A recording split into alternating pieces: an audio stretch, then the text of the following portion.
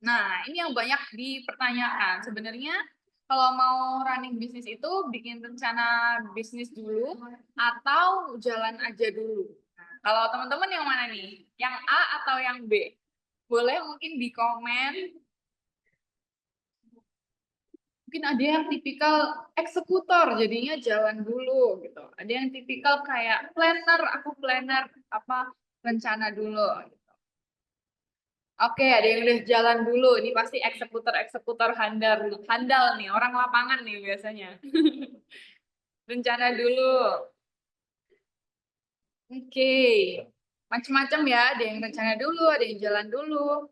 Oke, nah kita coba cek sebenarnya yang benar yang mana sih? Next.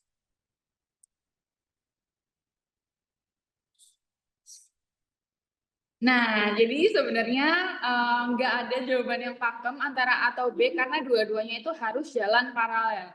Nggak ada nggak bagus juga kalau bikin plan terlalu rinci, terlalu dalam sampai akhirnya bikin kita overthinking, takut untuk mulai itu nggak bagus juga.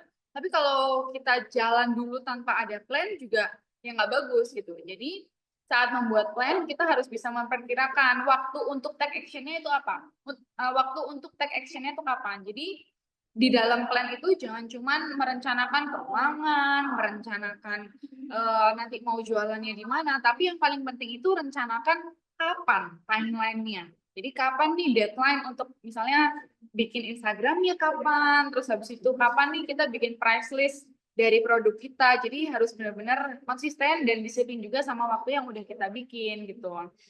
Nah, terus jadi kita harus memahami lingkup kerja dan prioritasnya, mana yang harus dijalankan dulu. Terus juga membantu, nah kalau kita bisa bikin rencana yang matang, itu bisa bikin kita supaya lebih fokus gitu.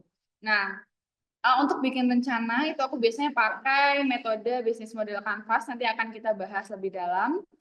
Jadi supaya membantu kita lebih fokus. Kadang itu kita kalau mau jualan kayak misalnya ini kita mau jualan kue.